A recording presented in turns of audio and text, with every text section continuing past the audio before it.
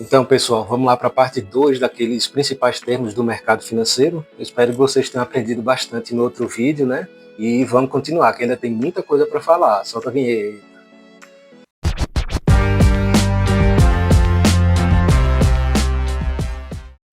Stocks são aquelas ações do mercado americano. E REITs seriam os equivalentes aos fundos imobiliários, mas não são exatamente iguais, né? Que tem outras características, como a questão da distribuição dos lucros, a questão do endividamento, né? Mas é um pouquinho parecido. Então, stocks são as ações e REITs são como se fossem os fundos imobiliários. Vamos falar um pouquinho agora sobre os indicadores econômicos. Então, primeiro é a Selic, que nada mais é do que a taxa básica de juros brasileira. Ela é determinada pelo Copom, Comitê da Política Monetária. Nós temos o IGPM, Índice Geral de Preços do Mercado, que é utilizado para se basear muito nos ajustes de aluguel. Nós temos o IPCA, que é o Índice de Preços ao Consumidor Amplo, tá? É a inflação oficial do Brasil e é uma cesta de serviços que o IBGE mede, né? Todos os meses tem a POF, uma das pesquisas lá, e pega as famílias de 1 a 40 salários mínimos. O INPC, que é parecido, o Índice Nacional de Preços ao Consumidor, vai medir a inflação voltada ao custo de vida das famílias de baixa renda, que no caso eles dizem que é de 1 a 5 salários mínimos, né? O CDI, tá? Não confunda com o CDB, que é a modalidade de investimento aos bancos. O CDI ele é baseado na taxa Selic, e é a taxa que os bancos usam também para poder se basear nos empréstimos e nos investimentos. Nós podemos ter investimentos, sei lá, 96% do CDI, 98%, 100% ou até mais. E aí 100% do CDI é um valor muito próximo, né? Não é igual, mas é muito próximo da própria taxa Selic. Bull market, já ouviu falar? Bull é touro. Então o mercado touro, que dá chifrada para cima, é quando o mercado está subindo. E o bear market é o mercado urso, que o urso, quando dá patada, dá uma patada de cima para baixo. Então é quando o mercado está caindo. Candle, por exemplo, né, tem esse gráfico aqui que eu vou colocar. O candle é cada uma dessas barrinhas verticais, tá? Alguns são mais longos, outros são mais curtos, uns têm um paviozinho para cima ou para baixo, certo? E existem os gráficos de vários tipos de tempo, assim. Geralmente acho que o pessoal usa mais o diário, né? Usa a média dos últimos tantos períodos para fazer suas análises, mas enfim, o nome é candle porque isso parece uma vela e é o significado do termo em inglês. Hedge é um tipo de operação em que determinada empresa usa para tentar diminuir as suas perdas. É como se ela fizesse um investimento no sentido e daqui a pouco ela faz uma outra operação no outro sentido para tentar igualar, né? Então, deixa eu ver, funciona como um seguro financeiro onde se faz uma operação paralela para compensar possíveis prejuízos da operação principal, abrindo mão de ganhos maiores em troca de mais segurança e previsibilidade. Então, por exemplo, uma empresa pode tentar ganhar 100, mas pode perder 100. Então, o que ela faz? Ela tenta ganhar, sei lá, 70, mas perder 20 apenas, certo? É mais ou menos por aí, é como se fosse um seguro. Tem aquela operação principal, mas ela também faz outra para tentar dar uma diminuída se ocorrer o prejuízo. Se ocorrer o lucro, também não vai ser aquele lucro muito acima, vai ser um lucro um pouquinho abaixo do que o inicial. Comprado ou long é quando você aposta que o preço da ação vai subir. E o vendido, short, é o contrário, é quando você aposta que o preço da ação vai cair. Alavancado no mercado financeiro quer dizer você pegar um dinheiro emprestado para tentar multiplicar a sua possibilidade de ganho. Ou seja, né, eu nunca fiz isso, mas eu já vi muita gente comentando. Por exemplo, você tem lá R$ 1.000 e você meio que a corretora lhe dá uma margem para você operar com até 10 mil, tá? Mas se com 1.000 você poderia, digamos, colocar até os 1.000, com 10 mil, se você chegar até um certo limite de perda, a corretora vai pegar garantias, vai vender suas ações, o que você tiver, ou vai encerrar essa operação. Então, muito cuidado, porque assim, tem gente que ganha bastante dinheiro com isso, mas também tem gente que perde, que quebra. E aí, quando a pessoa quebra, quando ela perde, a gente chama isso de ser liquidado, tá? No mercado, ser liquidado pode ser o quê? Ser finalizado, uma operação foi finalizada. E aí, quando, por exemplo, você compra uma ação, que aquela ação é comprada ou vendida, A operação ela é liquidada e, sei lá, no dia seguinte ou 2 dias depois vem a nota de corretagem, que seria o recibo daquela operação.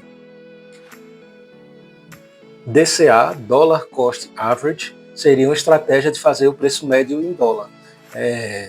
Quem vai viajar, por exemplo, ao invés de comprar todo o dólar um pouco antes da viagem, recomenda-se comprar ao longo do ano em vários momentos para fazer um preço médio. Você vai pegar um preço um pouquinho maior em algum momento e vai pegar um preço um pouquinho menor em determinado momento.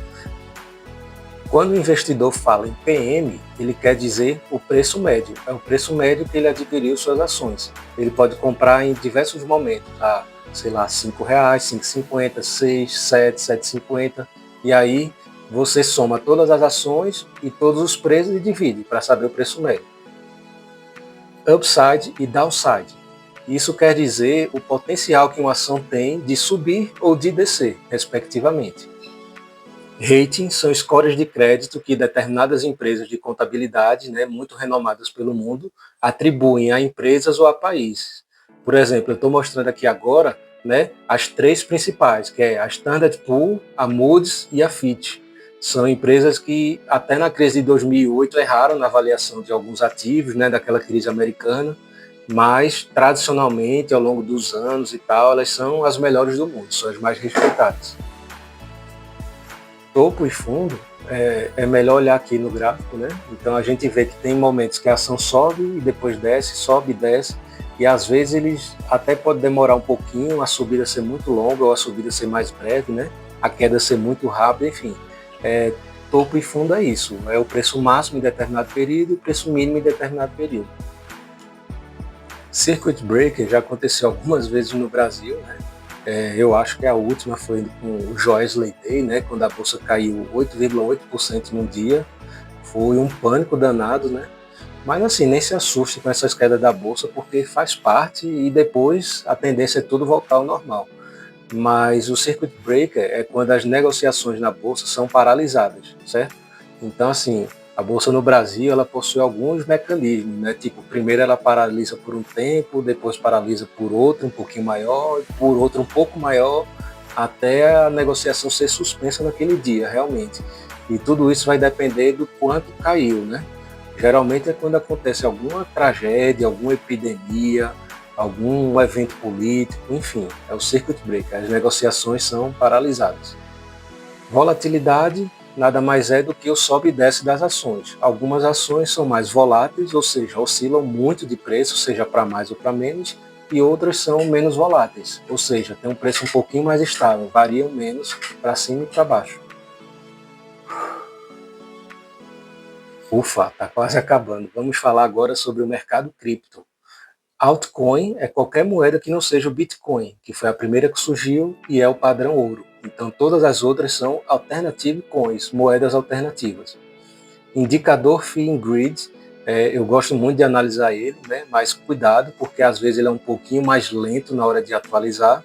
Ele mede o medo ou ganância do mercado cripto, tá? Ele tem 5 critérios, tá? Ele mede a questão da volatilidade do mercado, o volume, as menções em redes sociais, a dominância do Bitcoin, que é o quanto que o Bitcoin representa em relação a todas as outras moedas, e o quanto determinadas moedas são buscadas no Google. Todos esses 5 fatores geram, cada um com seu peso, gera um índice. Eu tinha visto esse ano, eu comecei esse ano em cripto, na Bolsa de Valores eu já tenho mais tempo.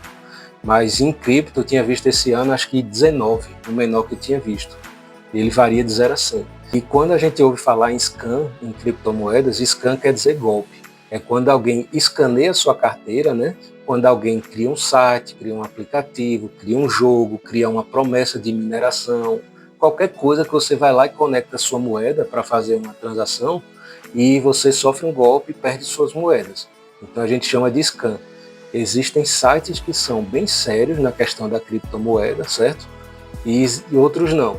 Por isso que é sempre bom também ter vários tipos de carteira. Uma para você não mexer nunca, sei lá, ficar desconectada mesmo da internet, com o seu saldo principal, e outras carteiras para você estar movimentando, fazendo transações, fazendo experiências, Sempre que você for investir, coloca um pouquinho, vê se vai dar certo, para depois colocar mais, Muito cuidado na cópia do endereço da carteira. E para finalizar, nós temos os conceitos de Hot Wallet e Cold Wallet. Carteira quente, por quê? Porque ela está conectada à internet. Seria aquela carteira, por exemplo, da MetaMask, da Blue Wallet, são aquelas que você cria no seu computador. Então tenha sempre um computador o menos tocado possível, né, com o mínimo de download, de conexões, todo cuidado é pouco nesse mercado de cripto. Mas assim, antivírus em dia, anti-spy, tem tudo para dar certo. Mas assim, o ideal é que o dispositivo seja exclusivo para aquilo, né? Essas carteiras, elas têm como se fosse 12 ou 24 palavras, que são a identificação dela, e possuem senha. E a Cold Wallet também, né, só que é um dispositivo físico, parecido com um pendrive, às vezes com um anel, com um cartão. E as palavras-chave, elas não ficam na rede, então é bem mais difícil de hackear. Só se a pessoa invadir sua casa, roubar ela e souber a senha, tá certo? Então, Hot Wallet seria a MetaMask, Blue Wallet e outras.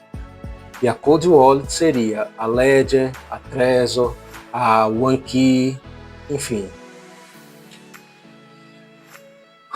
Ufa, foram muitos termos, né? Finalmente, eu acho que eu mostrei tudo que você precisa saber. E aí, se você gostou desse conteúdo, dá uma ajudada aí no canal, uma força, curte, comenta. E é isso aí, vou fazer mais vídeos. Valeu!